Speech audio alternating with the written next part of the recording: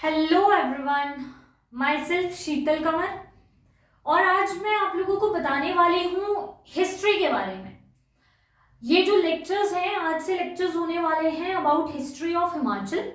History में बात करें यार, हिस्ट्री जो है इस वर्ड को लिया गया है वर्ड हिस्टोरिया से। ओके, किस वर्ड से लिया गया है? हिस्टोरिया वर्ड से डिराइव किया गया है वर्ड हिस्ट्री। और हिस्टोरिया का मतलब होता है सर्च इनटू ट्रुथ, सच की जांच करना या फिर पास्ट से इंफॉर्मेशन को डिराइव करना। ठीक है, इसलिए जो हिस्ट्री वर्ड है ये याद रखना है अब आप लोगों ने, ये जो है हिस्टोरिया वर्ड से लिया गया है। ओके, सो हिस्ट्री को पढ़ना क्यों इंपॉर्टेंट है यार? यार देखो, कुछ चीजें ऐसी होती है ना जो हम हिस्ट्री से सीखते हैं। फॉर एग्जाम्पल, अगर हमें अपनी इकोनॉमी ग्रो करनी है, हमें अपना एडमिनिस्ट्रेशन कैसे देखना है, अगर आप कहीं ना कहीं ये सारी चीजें देखें तो कुछ ना कुछ रोल आपको देखने को मिलेगा हिस्ट्री का। तो इस वजह से हिस्ट्री को पढ़ना इंपॉर्टेंट हो जाता है, कुछ गलतियों से सीखने के लिए और जानने के लिए कि हमसे पहले जो सिविलाइजेशंस थी या जो लोग रहा करते थे वो किस तरह से रह रहे थे। ओके, वो किस तरह से अपनी जीवन को व्यतीत करते थे, क्या उनके पास भी इस तरह की फैसिलिटीज होती थी जो आज हम लोगों के पास हैं, या वो भी इसी तरह जीवन जीते थे जैसे हम लोग आज जी रहे हैं। तो ये सारे के सारे क्वेश्चंस के आंसर हिमाचल के पर्सपेक्टिव में इस सीरीज में हम आंसर करने वाले हैं। ओके, सो मेरे साथ जुड़े रहें फॉर दिस जो ये आंसर्स हैं इनको जानने के लिए। अब बात करते हैं हिस्ट्री की। हिस्ट्री अगर मैं आपको बताऊं, बेसिकली 4 डिविजन्स में आप हिस्ट्री पढ़ते हैं। अगर आप इंडियन हिस्ट्री भी देखें तो भी मेजरली जो डिविजन्स है इस तरह से किए जाते हैं। इंडिया की हिस्ट्री को भी आप ऐसे ही देखेंगे और हिमाचल की हिस्ट्री को भी हम इसी तरह ले जाएंगे। ओके, सो सबसे पहले बात करते हैं प्री हिस्ट्री की। What is the meaning of pre history? Pre history में हम अर्ली ह्यूमंस के बारे में देखते हैं, यानी कि काफी पहले के लोग जो गुफाओं में रह रहे हैं, कोई घर नहीं है इनके पास, कोई भी किसी तरह के घर में नहीं रह रहे हैं, गुफाओं में रह रहे हैं। ठीक है, इनके पास कोई सोर्सेज नहीं है, जानवरों का शिकार कर रहे हैं। ओके, तो इनको क्या बोला जाता है? अर्ली ह्यूमंस बोला जाता है। ठीक है, इनके बारे में देखा जाता है प्री हिस्ट्री में। ओके, इनके बारे में हमें पता कहां से चलता है यार? इनके कुछ टूल्स, फॉर एग्जाम्पल इनके टाइम पे अब ये शिकार किया करते थे। ठीक है, जानवर को मारना है, इन्होंने अपना पेट तो पालना है, तो उसके लिए जो ये टूल्स यूज किया करते थे उनके अवशेष हमें मिलते हैं, उसके रिमेन्स हमें मिलते हैं। उससे हमें पता लगेगा कि भाई ये जो लोग हैं जो प्री हिस्ट्री में रह रहे हैं ये लोग अपनी लाइफ को कैसे जी रहे हैं। ओके, तो कुछ स्टोन के टूल्स मिलते हैं, इससे हमें पता लगता है इनकी लाइफ के बारे में कि ये इन टूल्स का यूज करके शिकार किया करते होंगे। हम इस तरह से अनुमान लगाते हैं। नेक्स्ट इज स्केलेटन्स, कुछ स्केलेटन्स मिलते हैं, स्केलेटन्स से हमें काफी कुछ पता लगता है। ठीक है जी, तो ये जो है हिस्ट्री, प्री हिस्ट्री में हम अर्ली ह्यूमंस के बारे में पढ़ते हैं। सेकंड है एंशिएंट हिस्ट्री। एंशिएंट हिस्ट्री में हम हिमाचल के पर्सपेक्टिव से बताऊंगी आप लोगों को। हिमाचल में हम एंशिएंट हिस्ट्री में क्या देखते हैं यार? कुछ ट्राइब्स के बारे में हम पढ़ते हैं। हम ये देखते हैं कि अगर जिन्होंने इंडियन हिस्ट्री पढ़ी होगी ना उनको थोड़ा सा आइडिया होगा कि जो आर्यंस है, आर्यंस एक ऐसी रेस है जो बेसिकली सेंट्रल इंडिया से, सेंट्रल एशिया से जो है इंडिया में एंटर हो रही है। ठीक है, अब ये जो रेस है इससे पहले हिमाचल में कौन रह रहा है? क्योंकि ये आर्यंस जो है ये हिमाचल में भी एंटर हुए थे। ठीक है, इससे पहले कुछ ट्राइब्स थी जो हिमाचल में रह रही थी, कौन लोग थे वो, किस तरह रहा करते थे, ये सारी चीजें हम किस में देखने वाले हैं? एंशिएंट हिस्ट्री में देखने वाले हैं। ओके, इसके बाद वैदिक एज, यानी कि लोग यार ना, आप कभी भी देखें लोग जब ज्यादा परेशान हो जाते हैं तो वो एस्केप ढूंढते हैं, कोई ऐसी जगह ढूंढते हैं जहां उन्हें शांति मिले। तो बेसिकली वेदास की फॉर्मेशन होती है यहाँ पे। कोई ऐसे सोर्सेस बताए जाते हैं कि आप अपना घर त्याग दीजिए तो आपको शांति मिलेगी। ओके, तो यहाँ पे हम बेसिकली इसके बाद हम देखते हैं वैदिक एज आती है। अब क्या वैदिक एज का इन्फ्लुएंस इंडिया में था? क्या अगर बुद्धिज्म आ रही है, जैनिज्म आ रही है, क्या इनका इन्फ्लुएंस हिमाचल में हमें देखने को मिल रहा है? ठीक है।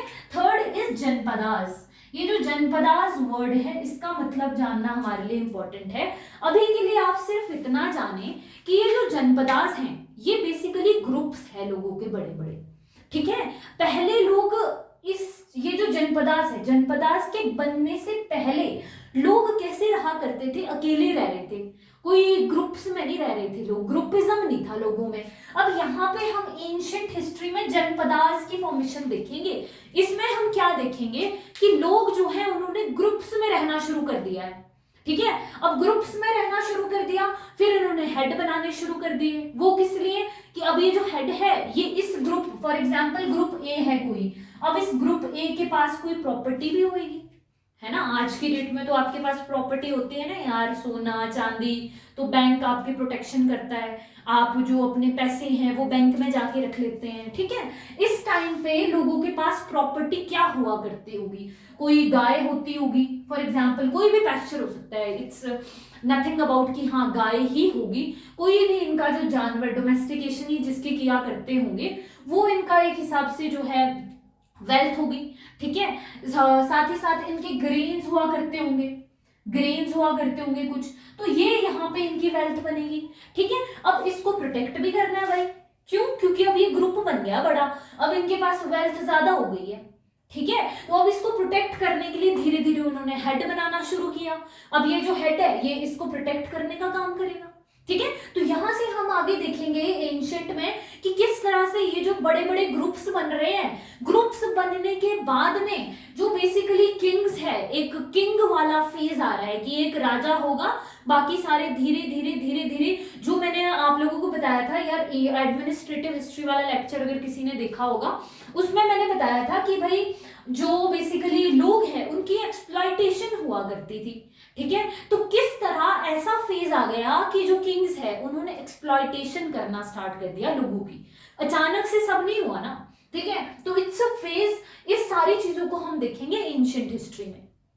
ठीक है, क्लियर करते जाने, साथ साथ में चीजें क्लियर होनी चाहिए, that's the real interest. Okay, देखो प्री हिस्ट्री में मैंने आपको बताया अर्ली ह्यूमंस के बारे में पढ़ रहे हो, बहुत पहले जो लोग गुफा में रह रहे हैं। एंशिएंट हिस्ट्री में हिमाचल में आप क्या देखेंगे, कुछ ट्राइब्स ऐसी थी जो हिमाचल में रह रही थी, कुछ बाहर से लोग आएंगे वो हिमाचल में ट्राइब्स को यहाँ से भगा देंगे, ये सारी चीजें। जनपदास देखेंगे, जनपदास क्या है? ग्रुप, बड़े बड़े जो झुंड है लोगों के, उनको जनपदास बोला गया। ठीक है, थर्ड है मिडीवल।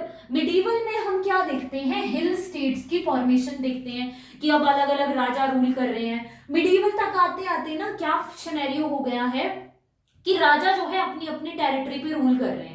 ठीक है, अलग अलग राजाओं की अलग अलग टेरिटरी है। अब मिडीवल में मेनली हम देखते हैं तुर्किश इन्वेजन, यानी कि जो तुर्क्स हैं ये जब इन्वेड करेंगे हिमाचल पे तो हिमाचल में क्या चीज देखने को मिलेगी, किस तरह से क्या क्या चीजें हिमाचल में होंगी, वो चीज आप कहाँ देखेंगे? मिडीवल हिस्ट्री में। थर्ड थिंग यहाँ पे थोड़ा सिख एम्पायर का हम देखेंगे कि सिख एम्पायर किस तरह अपनी जड़ें जमाना शुरू करता है हिमाचल में। ठीक है, या सिखिज्म, सिख बेसिकली महाराजा रंजीत सिंह का नाम यहाँ पे हमें बार बार देखने को मिलेगा, क्योंकि महाराजा रंजीत सिंह ये काफी स्ट्रॉन्ग रूलर हुआ करते थे, कहाँ के? पंजाब के। ओके, अब लास्ट है आपका मॉडर्न हिस्ट्री। मॉडर्न हिस्ट्री में आप क्या देखते हैं? मॉडर्न हिस्ट्री में हम देखते हैं जब ब्रिटिश आ गए हैं, अंग्रेज। ठीक है, अब ये जो अंग्रेज आ चुके हैं यहाँ पे, ये चीज आप कहाँ देखेंगे? मॉडर्न हिस्ट्री में देखेंगे। ठीक है, साथ ही साथ इसके बाद शुरू होगा हमें हमारा फ्रीडम स्ट्रगल। लोग बोलते हैं ना यार, हमारी हिस्ट्री अगर आप लोग देखें ना, लोग परेशान बहुत हुए इतने लंबे फेज में। ठीक है, लोगों को बीच में जब रिलैक्स मिल जाता था तो लोग थोड़ा खुश हो जाते थे। अब देखो ज्यादा टाइम तक कोई भी परेशान नहीं रह सकता। ठीक है, तो उसी का हम रिजल्ट काफी कुछ उसका, अगर इंडिया की हिस्ट्री किसी ने पढ़ी है तो आप रिवोल्ट्स देखते हैं अलग अलग जो लोग करते हैं, फर्स्ट वॉर ऑफ इंडिपेंडेंस देखते हैं। ठीक है, तो उस तरह तरह की चीजें। अब यहाँ पे फ्रीडम स्ट्रगल के बारे में हम बेसिकली देखेंगे कि फ्रीडम स्ट्रगल किस किस तरह से हुआ, क्या चीजें यहाँ पे देखने को मिली हमें। एंड लास्ट इज स्टेटहुड, कि जो स्टेटहुड मिला वो ये मॉडर्न के बाद की बात है, एंड का फेज है जब स्टेटहुड मिल जाएगा हिमाचल को। ओके तो बेसिकली अभी के लिए आप इतना जाने कि 4 फेजेस में आप हिस्ट्री को देखेंगे हिमाचल की। एक है प्री हिस्ट्री। प्री हिस्ट्री का इतना ज्यादा रेलेवेंस या इतनी ज्यादा हमें इंफॉर्मेशन नहीं है इस हिस्ट्री के बारे में। रीजन भी कि यार यहाँ पे हमारे पास कोई लिखित यानी कि लिखित प्रमाण नहीं है कि भाई ये चीजें हुई हैं, ठीक है। ये तो हमने खुद खोजी है, कोई हमें स्केलेटन मिल गया, कोई हमें टूल मिल गया तो हमने बता दिया कि हाँ जी ये लोग इस तरह से रहा करते होंगे, ठीक है। तो इसके ज्यादा प्रूफ्स हमें नहीं मिलते, तो हम लोग basically ancient, medieval, modern history के बारे में हम ज्यादा एलिबरेटिव तरीके से पढ़ते हैं। ज्यादा जो आपको लिखित रूप में जो चीजें मिलेंगी वो मिडिवल और मॉडर्न हिस्ट्री के बारे में ज्यादा इंफॉर्मेशन मिलेगी जो लिखी लोगों ने, ठीक है। अब बात करते हैं सेकंड मोस्ट इंपॉर्टेंट थिंग, इसको क्लियर कर लेना है पहले, साथ साथ में ही दिमाग में इस चीज को क्लियर कर लेना है कि pre, ancient, medieval and modern history, इन चारों में किस तरह डिफरेंशिएशन है, क्या क्या चीज हम यहाँ पे अलग अलग पढ़ने वाले हैं, क्योंकि ये वर्ड्स बहुत इंपॉर्टेंट है। जैसे जनपदार्थ मैंने आपको बताया, ये वर्ड्स आएंगे आगे। Okay next is sources. अब क्या इंपॉर्टेंट हो जाता है, सेकेंड थिंग सोर्सेज। अब सोर्सेज क्या है यार, फॉर एग्जाम्पल अब आप लोग एग्जाम की प्रेपरेशन कर रहे हैं, है ना, बिना सोर्स के तो नहीं कर सकते, पहले ढूंढोगे कि यार किस सोर्स से हमें पढ़ाई करनी है। तो उसी तरह हम लोगों ने भी, जब हमें पता लगा कि हमें हिस्ट्री पढ़नी है, हमें हिस्ट्री के बारे में देखना है, तो हम लोगों ने सोर्सेज ढूंढे कि हम हिस्ट्री का पता कैसे लगाएंगे भाई कि हिस्ट्री में क्या क्या चीजें हुई।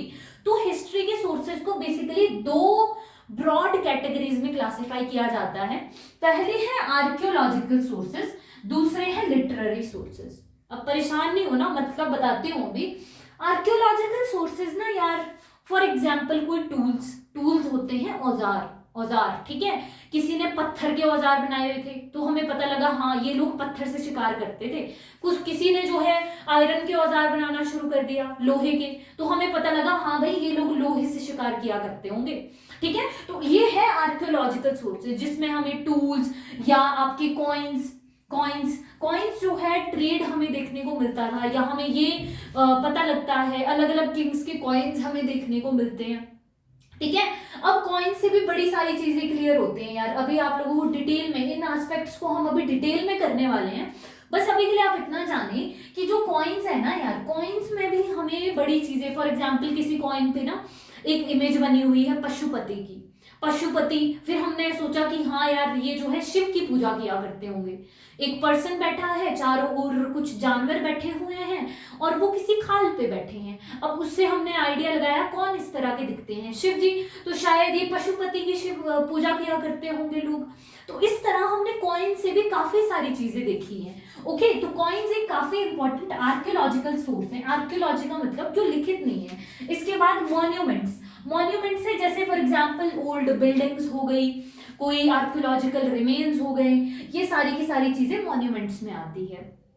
ओके उसके बाद इंस्क्रिप्शंस और स्कल्पचर्स भी आपके, फॉर एग्जांपल कोई मूर्ति बनी थी, कोई और चीजें बनी हुई थी जो रह गई, इन चीजों से हमें पता लगता है कि भाई ये लोग जो है किस तरह रहा करते होंगे। ओके इसमें कुछ और भी आप एडिशन कर सकते हो, फॉर एग्जांपल पोट्री, लोगों की पोट्री का मतलब है जिस तरह के वो बर्तन यूज किया करते थे।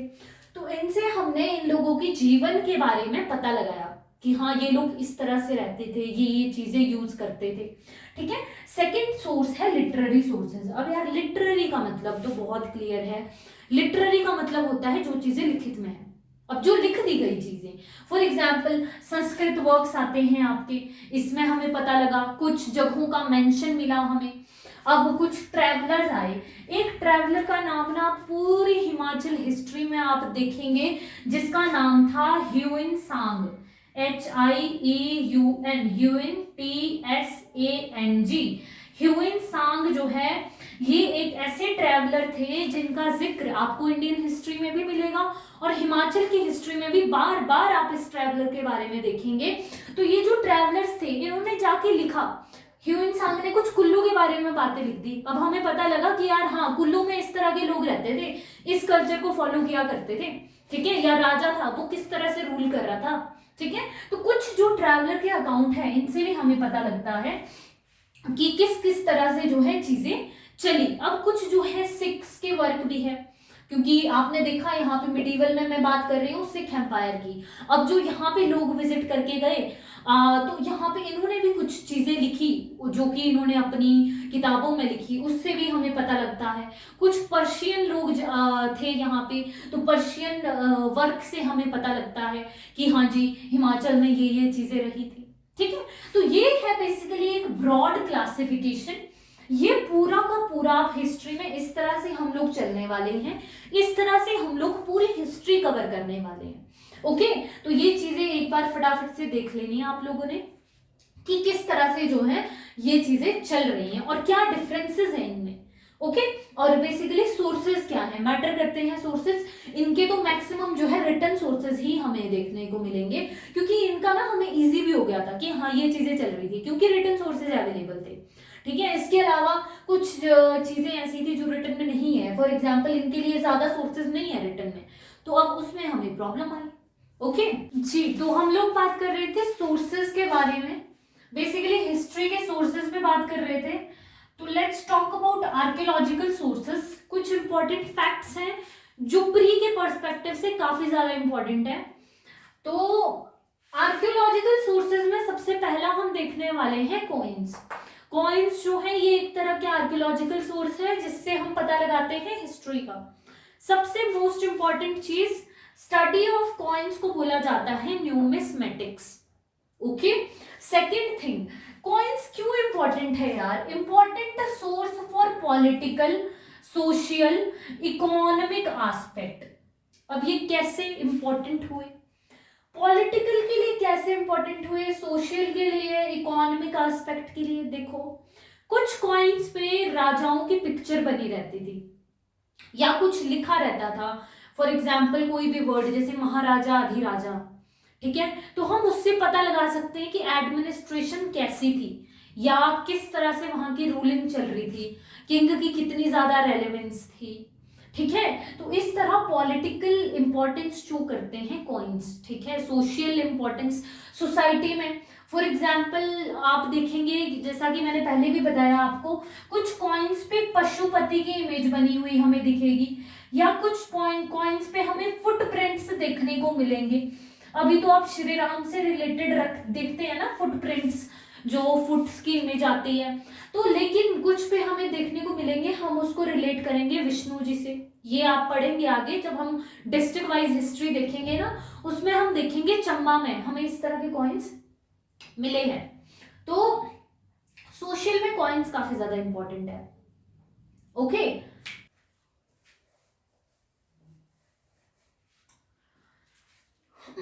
जी, तो हम लोग बात कर रहे थे सोर्सेज के बारे में। सोर्सेज जो है इसमें सबसे पहले हम डिस्कस करेंगे आर्कियोलॉजिकल सोर्सेज को। आर्कियोलॉजिकल सोर्सेज में हम देखेंगे सबसे पहले कॉइन्स के बारे में। कॉइन्स जो है ये काफी इंपॉर्टेंट है हिस्ट्री के लिए। इसमें एक पॉइंट ध्यान रखना है, स्टडी ऑफ कॉइन्स को बोला जाता है न्यूमिस्मेटिक्स। ओके, न्यूमिस्मेटिक्स क्या होता है? Study of coins. Okay, second thing, coins क्यों इंपॉर्टेंट है? इंपॉर्टेंट सोर्स है पॉलिटिकल, सोशल और इकोनॉमिक एस्पेक्ट के लिए इंपॉर्टेंट है। पॉलिटिकली हम ये जान सकते हैं, फॉर एग्जाम्पल कुछ कॉइन्स पे महाराजा अधिराजा इस तरह से लिखा रहता था, यानी कि राजाओं का टाइटल लिखा रहता था, तो हम ये जान सकते हैं कि राजा की रेलेवेंस क्या थी या एडमिनिस्ट्रेशन किस तरह से हुआ करता होगा। ठीक है, second thing is social. Social में हम देखते हैं कि यार कुछ में पशुपति की तरह हमें फिगर देखने को मिलती है और कुछ में हम देखते हैं कि हमें फुटप्रिंट्स देखने को मिलते हैं। फुटप्रिंट्स को अभी तो हम एसोसिएट करते हैं श्री राम से, लेकिन उस वक्त जब हम चंबा पढ़ेंगे वहां पे आप लोगों को मैं बताऊंगी कि जो कुछ किंग्स है उन्होंने फुटप्रिंट्स वाले कॉइन्स रिलीज किए थे और इसको रिलेट किया जाता था विष्णु से।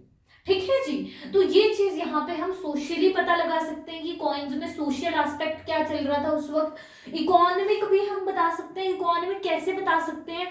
फॉर एग्जाम्पल कोई चंबा का कॉइन है और चंबा के राजा का कॉइन है वो मिल रहा है हमें जालंधर वाले एरिया में या नीचे जाके किसी प्लेन के एरिया में, तो हम बता सकते हैं कि जो ट्रेड है कहीं ना कहीं ट्रेड रिलेशंस रहे होंगे हिल्स के किंग्स के जो है प्लेन्स के किंग्स के साथ। ठीक है, तो ये इसलिए हमारे को कॉइन्स जो है काफी ज्यादा इंपॉर्टेंट है इन 3 एस्पेक्ट से। ओके, अब इसके जो बाद की इन्फो है ये पूरी प्री एस्पेक्ट से बहुत ज्यादा इंपॉर्टेंट है। सबसे पहला पॉइंट है इंडो ग्रीक कॉइन्स कहां से हमें मिलते हैं हिमाचल में। इंडो ग्रीक कॉइन्स हमें मिले लचोरी एंड सरोल। ये कहाँ है विलेज, ये चंबा के 2 विलेज हैं, चंबा में 2 विलेज आते हैं, यहाँ पे हमें जो है इंडो ग्रीक कॉइन्स देखने को मिलते हैं। इंडो ग्रीक कौन है ये अभी जब आप एंशिएंट हिस्ट्री पढ़ेंगे ना तो पता लग जाएगा, ज्यादा परेशान नहीं होना, सिर्फ अभी के लिए इतना याद रखो इंडो ग्रीक कॉइन्स कहां से मिल रहे हैं, चंबा से मिल रहे हैं, लचोरी और सरोल विलेज में। Second thing, earliest coins found in Kullu were issued by Virayash king. ये जो विरायाश किंग है इसके जो है कॉइन्स हमें मिले, अर्लीस्ट कॉइन्स जो कि कुल्लू में मिले हैं, और ये कब का किंग है, 1st सेंचुरी एडी का किंग है। Third thing, punched marked coins from Arki and Kangra. Punched marked से एक तरह के कॉइन्स हुआ करते थे, ये हमें अर्की और कांगड़ा से देखने को मिलते हैं। अर्की से 87 मिले हैं। अब ये और ये नहीं सोचना है कि भाई ये नंबर इंपॉर्टेंट नहीं है, नंबर भी इंपॉर्टेंट है, थोड़ी बहुत इन्फो याद रख लेनी है। अब ये भी काफी इंपॉर्टेंट फैक्ट है, 31 जो कॉइन्स हैं ये हमें कहां से मिले हैं, ज्वालामुखी से कांगड़ा। ज्वालामुखी कौन सी जगह है, ज्वालाजी वाली, जो ज्वालाजी टेम्पल है इसके आसपास से हमें 31 कॉइन्स देखने को मिले हैं। तो ये इन्फो जो है कॉइन्स की बेसिकली जो है रेलेवेंट है आपकी कहाँ के लिए, प्री के लिए, एंड थोड़ा बहुत एस्पेक्ट जो मीन्स का है कॉइन की रेलेवेंस क्या है ये मैंने आप लोगों को बताई जी। So let's talk further about archaeological sources. हम लोग क्या देख चुके हैं, कॉइन्स के बारे में हम देख चुके हैं कि कॉइन्स कहाँ कहाँ से हमें मिले और कॉइन्स की रेलेवेंस क्या थी। अब हम कुछ और आर्कियोलॉजिकल सोर्सेस की बात करेंगे जिसमें हम बात करने वाले हैं टूल्स के बारे में, मॉन्यूमेंट्स के बारे में और कुछ फॉसिल्स के बारे में। ओके, तो सबसे पहले बात करते हैं टूल्स की। टूल्स जो है ये मेनली क्वार्टजाइट के बने हुए थे, क्वार्टजाइट के बने हुए टूल हुआ करते थे। सेकंड इज ये कुछ फैक्ट्स हैं टूल से भी सेम, टूल्स जो हैं आपके वो किस लिए क्या पता करने के लिए इंपॉर्टेंट है, टूल से हमें पता लग रहे हैं। फॉर एग्जाम्पल ये जो है शिकार किया करते थे तो ये किस तरह के औजार यूज कर रहे हैं उनको मारने के लिए, ठीक है, तो ये सारी चीजें हम यहाँ इनके टूल से पता करते हैं। अब सेकंड इंपॉर्टेंट थिंग प्री के लिए इंपॉर्टेंट फैक्ट है, ओलफ प्रूफर ने जो है डिस्कवर करे थे स्टोन इम्प्लीमेंट्स कहाँ से, सिरसा रिवर बैंक से। सिरसा रिवर बैंक से 1951 में ओलफ प्रूफर ने स्टोन इम्प्लीमेंट्स को डिस्कवर किया था, पत्थर के कुछ औजारों को। सेकंड इज ब्रजवासी लाल जी ने डिस्कवर किए थे stone implements from Beas and Bangana river banks, कब, 1955 में। ओके, तो ये थोड़ी बहुत इंफॉर्मेशन है टूल्स के बारे में, इसके बारे में ज्यादा इंफॉर्मेशन अवेलेबल नहीं है। Next is monuments. अब अगर आगे चले, मॉन्यूमेंट्स जो है क्या होते हैं, फॉर एग्जाम्पल आपका कांगड़ा फोर्ट है या नगर फोर्ट है, कोई और आपके महल बने हुए थे उस जमाने के, उनसे जो है हम पता लगा सकते हैं किस तरह का, उसके स्ट्रक्चर को देख के किस तरह की बिल्डिंग्स है उनसे काफी कुछ पता लगता है। टेम्पल्स हैं आपके, टेम्पल्स में काफी सारी चीजें हैं जिनसे हम पता लगा सकते हैं लाइफ के बारे में लोगों की। नेक्स्ट इज मोनेस्ट्रीज, मोनेस्ट्रीज से भी हमें काफी कुछ जो है इंफॉर्मेशन मिल जाती है, ठीक है, तो ये बात हुई मॉन्यूमेंट्स की। और लास्ट है फॉसिल्स। फॉसिल्स जो है डेड रिमेन्स बेसिकली लोगों के या किसी भी चीज के। एविडेंस मिलता है हमें कृष्णा फिटेकस का, ये बेसिकली रिमेन है एक, इसका एविडेंस कहाँ से मिला है, बिलासपुर से, ठीक है, तो ये भी प्री के पर्सपेक्टिव से इंपॉर्टेंट हो जाते हैं। बस फैक्ट्स है यार, फैक्ट्स याद रखने हैं प्री पर्सपेक्टिव के लिए कि हाँ कहाँ पे कॉइन्स मिल रहे हैं, कौन कहाँ पे टूल्स मिल रहे हैं, कौन टूल्स को डिस्कवर कर रहा है, ठीक है, कहाँ से फॉसिल के रिमेन्स मिल रहे हैं। ओके, सो यही चीजें जो है हम आर्कियोलॉजिकल में देखते हैं जी। तो अब हम लोग देखने वाले हैं लास्ट एस्पेक्ट आर्कियोलॉजिकल सोर्सेज का जो है इंस्क्रिप्शंस। इंस्क्रिप्शंस बेसिकली कुछ ऐसी चीजें हैं जो लिख दी गई कॉपर और स्टोन्स पे। तो कॉपर और स्टोन इंस्क्रिप्शन हमें मेनली देखने को मिलती हैं। अब जो अर्लीस्ट इसमें जो है प्री पॉइंट ऑफ व्यू से काफी इंपॉर्टेंट चीजें हैं यार, साथ साथ में नोट डाउन करते चलना है और कुछ चीजें हो सके तो साथ साथ में याद भी कर लेनी है। ओके, तो अर्लीस्ट इंस्क्रिप्शन जो है वो हमें कहाँ से मिलती है? पथियार कनिहारा से। पथियार कनिहारा कहाँ है? कांगड़ा में। यहां से हमें अर्लीस्ट इंस्क्रिप्शन देखने को मिली। सलानू नियर मैंगलोर इन मंडी, दो जगह हो गई, पथियार कनिहारा और थर्ड इज सलानू। दो है कांगड़ा में और एक है मंडी में, ठीक है। सेकंड हाईएस्ट, सबसे पहली थी अर्लीस्ट सबसे पुरानी, सेकंड इज हाईएस्ट सबसे ज्यादा। 36 मिली है हमें कहां से? चंबा से। चंबा मैंने आप लोगों को पीछे भी बताया था, कहां पे? जब हमने कॉइन्स की बात करी थी, ठीक है, 2 विलेजेस का जिक्र वहां पे किया था। साथ साथ में ना यार रिवीजन चलना चाहिए, जो भी पढ़ रहे हैं दिमाग का फ्लो थोड़ा सा एक्स्ट्रा एफर्ट लगाने हैं आप लोगों को, ताकि ये चीजें थोड़ी बहुत चीजें याद हो जाए साथ साथ में। अब जो है 36 कहां से मिली? चंबा से। स्क्रिप्ट इंपॉर्टेंट है, कौन सी स्क्रिप्ट में लिखी है? शारदा और तंकरी, ठीक है, इन दो स्क्रिप्ट में लिखी गई है। नेक्स्ट इज, जैसा कि मैंने आपको बताया, कुछ है कॉपर कुछ है स्टोन, तो ये बात हुई स्टोन इंस्क्रिप्शंस की। अब बात करते हैं कॉपर की। Nirmand copper plate. Nirmand copper plate काफी इंपॉर्टेंट है यार, बहुत जिक्र देखने को मिलता है। 7th सेंचुरी एडी की, जो कि इशू करी थी महासमानता महाराजा समुद्रसेन ने। इसमें हमें इंस्क्रिप्शंस के बारे में इंफॉर्मेशन देखने को मिलती है। तो ये थे कुछ आर्कियोलॉजिकल सोर्सेस जहां से हम पता लगाते हैं कि यार जो आर्कियोलॉजी है या जो मॉन्यूमेंट्स है या जो लोग हैं उस वक्त के, वो कैसे रहा करते होंगे, कैसे अपनी लाइफ को कंटिन्यू कर रहे थे। ये सारी चीजें हम आर्कियोलॉजिकल सोर्सेज से पता लगाते हैं। लिटरेरी सोर्सेज के बारे में बात करेंगे नेक्स्ट वीडियो में। आज के लिए इतना ही। Thank you very much. Thank you everyone.